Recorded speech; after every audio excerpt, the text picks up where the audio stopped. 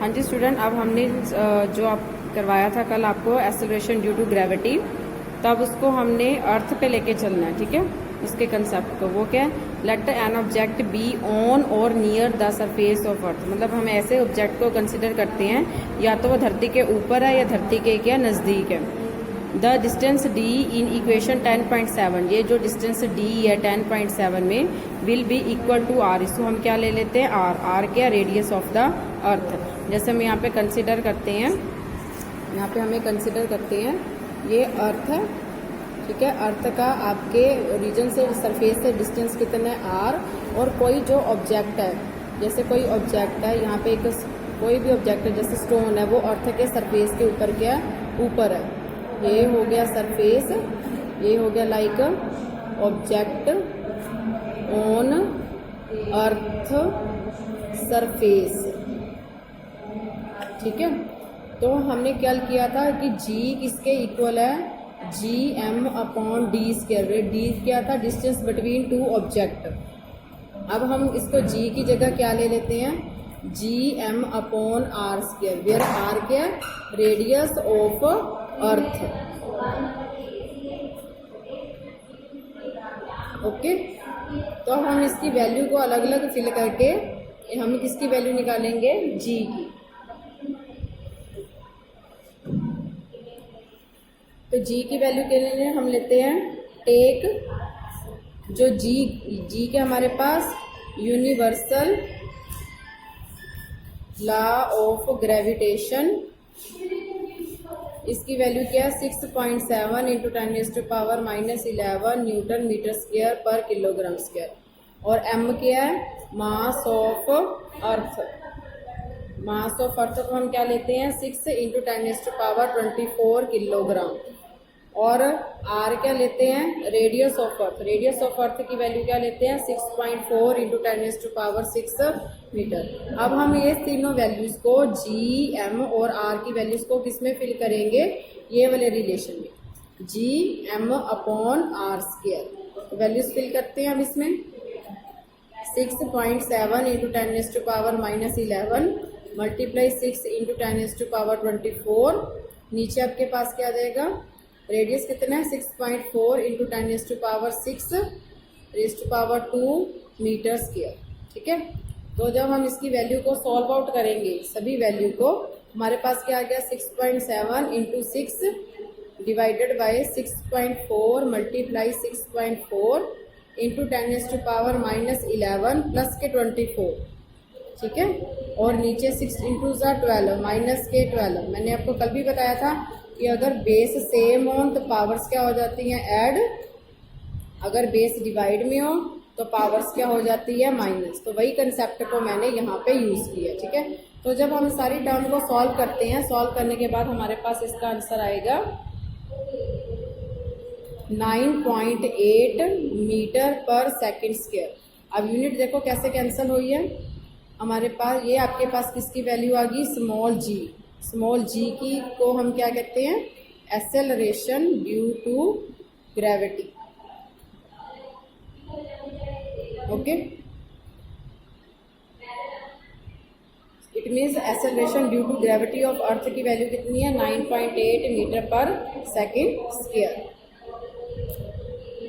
हाँ जी स्टूडेंट, अब हमने अगला टॉपिक करना है, वो क्या, motion of the object under the influence of gravitational force of earth.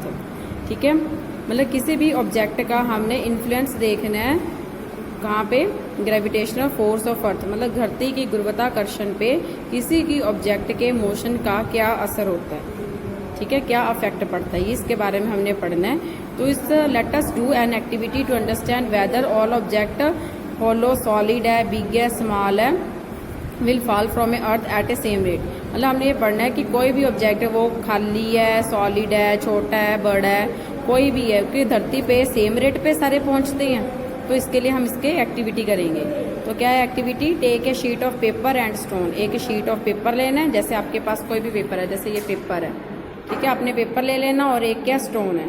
Drop them simultaneously from the first floor of building. अपनी बिल्डिंग के फर्स्ट फ्लोर से उसे नीचे गिराओ। Observe whether both of them reach the ground simultaneously. आपने observe करना है कि जो दोनों चीज़ें हैं वो ग्राउंड पर एक साथ पहुंच रही हैं। We see that paper reaches the ground little later than stone.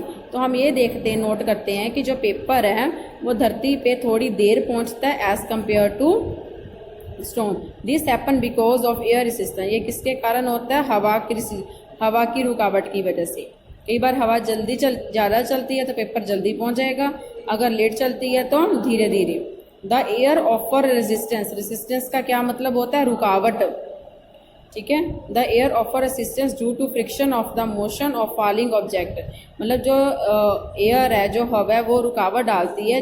किसके में रुकावट डालती है? जो चीज़ की है ऊपर से नीचे की तरफ गिर रही है। मतलब मोशन ऑफ ऑब्जेक्ट में, मोशन ऑफ फॉलिंग ऑब्जेक्ट में क्या डाल रही है? रुकावट डाल रही है।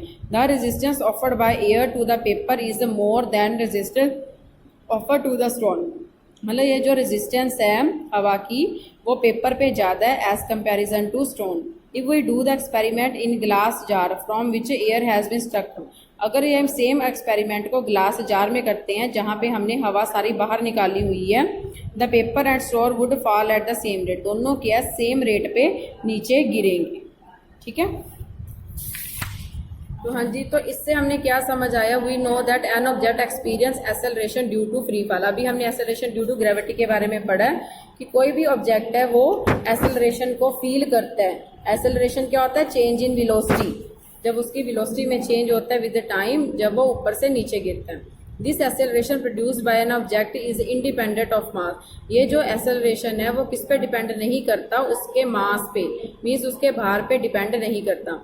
This means that all object hollow और सॉलिड, बिग और small, should fall at the same rate. इसका क्या मतलब है? कोई भी ऑब्जेक्ट, होलो मीन्स खाली, सॉलिड बिग मीन्स बड़ा या फिर छोटा, वो सभी धरती पर एक समान रेट से, एक समान गति से क्या नीचे गिरते हैं। According to a story, Galileo drop different object from the top of leaning tower of Pisa in Italy to prove the same. तो इसी स्टोरी को प्रूव करने के लिए जो गैलीलियो का साइंटिस्ट था, उसने अलग अलग चीज़ों को लीनिंग टावर ऑफ पाइसा इटली में से नीचे गिराया था। अब हमने करना है कि जो जी है is constant near the earth, all the equations are uniformly accelerated, motion of object become valid. मतलब जो हर इक्वेशन है वो मोशन की, वो क्या वैलिड है। तो वहाँ पे हम जो एक्सेलरेशन है उसको किसके साथ रिप्लेस करेंगे? जी के साथ क्या प्ले करेंगे? वेयर जी के एक्सेलरेशन ड्यू टू ग्रेविटी। हमारे पास मोशन की कौन सी 3 इक्वेशन है? फर्स्ट इक्वेशन है v equal to u plus a t. Second equation है s equal to u t plus half a t square. Third equation है v equal to u square plus 2as, where v क्या है? Final velocity, u क्या है? Initial velocity, a क्या है? Acceleration, t क्या है? टाइम, और s का क्या मतलब होता है? डिस्टेंस। ठीक है, तो ये हमने अलग अलग जो वेरिएबल है वो हम यूज़ करते हैं। In applying these equation, we will take acceleration a to be positive when in the direction of velocity। मतलब अगर हम डायरेक्शन ऑफ वेलोसिटी पे काम कर रहे हैं तो a की वैल्यू क्या आएगी? Positive. That is in the direction of motion. In the acceleration will be taken as negative if an it is oppose the motion. अगर हम मोशन के अपोजिट चल रहे हैं तो a की वैल्यू क्या आएगी? नेगेटिव आएगी। ओके स्टूडेंट, अब हमने जो इक्वेशंस अभी मोशन ऑफ आपको बताई है, इन 3 इक्वेशंस की हेल्प से अब हमने न्यूमेरिकल सॉल्व करने हैं। तो पहला न्यूमेरिकल क्या है? एग्जांपल आपके 10.2, a car falls off a ledge and drop to the ground in 0.5 second late. ठीक है, मतलब एक कार है वो क्या लेज से नीचे गिरती है। मतलब ऐसे कोई, जैसे हम कह दो ऐसे कोई चीज़ है, स्लाइड से ऐसे, ये ग्राउंड हो गया, ये आपका हो गया लेज। ठीक है, ऐसे कोई चीज़ नीचे गिरती है कार, तो कितने सेकंड में गिरती है? 0.5 सेकंड में। तो उसकी जी की वैल्यू क्या है? 10 मीटर पर सेकंड है। हम 9.8 को सिंप्लीफाई करने के लिए क्या लेते हैं? 10। ठीक है, मतलब जी की वैल्यू हमारे पास 9.8 पीछे सॉल्व की है ना, इसको हम कंपैरिजन किसके इक्वल ले लेते हैं? 10 मीटर पर सेकंड स्क्वायर। तो व्हाट इज हमने फर्स्ट क्वेश्चन किया, what is its speed on striking the ground. जब वो ग्राउंड पे स्ट्राइक करती है तब उसकी स्पीड क्या है? What is the average speed during 0.5 second. जब उसकी एवरेज स्पीड क्या है इन 0.5 सेकेंड में। How high is the ledge from the ground. जो लेज है वो ग्राउंड से कितना ऊंचा है। ये हमने 3 क्वेश्चन इसके बारे में करने हैं। ठीक है, तो पहला हमें देखो हमारे पास क्या दिया हुआ है आपके। हाँ जी, क्वेश्चन हमें जो सॉल्व करना है तो हमें जो टाइम की वैल्यू है वो कितनी दी हुई है 0.5 सेकेंड। जी की वैल्यू क्या दी हुई है 10 मीटर पर सेकेंड स्क्वायर। ठीक है, तो क्योंकि जो आपकी ये आपका है ग्राउंड, ये आपका है लेज, और जो आपकी कार है वो सपोज यहाँ पे है, कार यहाँ पे है, तो सबसे पहले यहाँ पे कार खड़ी हुई है। जब कार यहाँ पे खड़ी हुई है तो उसकी जो इनिशियल वेलोसिटी है वो हम क्या लेते हैं 0। ठीक है, इनिशियल वेलोसिटी हम क्या लेते हैं 0 लेते हैं, क्योंकि कार यहाँ पे खड़ी हुई है। उसके बाद जो कार यहाँ से मूव करते हुए नीचे गिरती है, तो यहाँ पे हम इक्वेशन ऑफ मोशन लगाते हैं। कौन सी इक्वेशन थी, u v equal to u plus a T.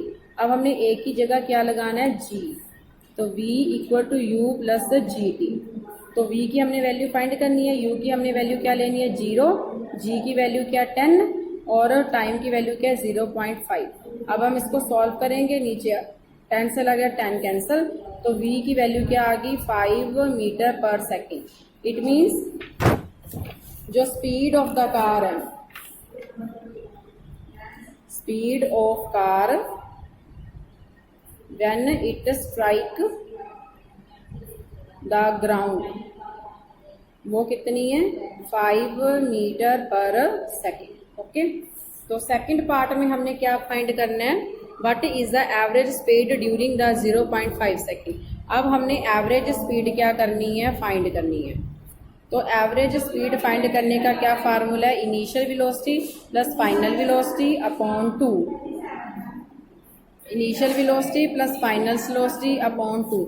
Initial velocity कितनी है, हमने अभी 0 ली है। फाइनल वेलोसिटी कितनी आई है 5 अपॉन क्या आ जाएगा 2।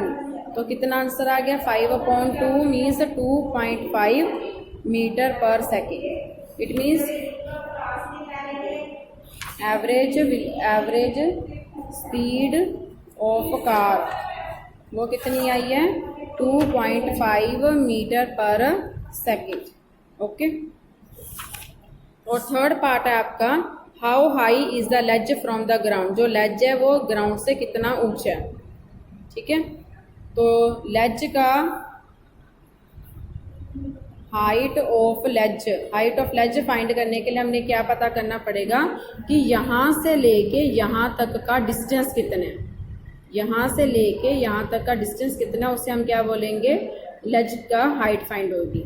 तो डिस्टेंस फाइंड करने का हमारे पास क्या फार्मूला है, ऐसे equal to u t plus half a t square. अब हमने ए की जगह क्या लिखना है g, u t plus half g t square. U की वैल्यू क्या हमने ली हुई है 0, टाइम की क्या है 0.5 प्लस 1/2, जी की कितनी है 10 और यहाँ पे टाइम की कितनी है 0.5 का स्क्वायर।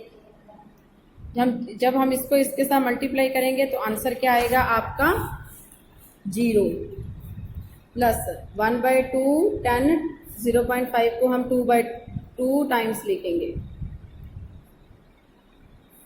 ये 10 से 10 कैंसल, तो 5 को 5 से मल्टीप्लाई किया कितना है 25, 2 10 20। जब इसको डिवाइड करेंगे इसके साथ तो आपके पास ऐसे की वैल्यू कितनी आएगी 1.25 metre. It means the height of ledge from ground वो कितनी आई है 1.25 मीटर। ओके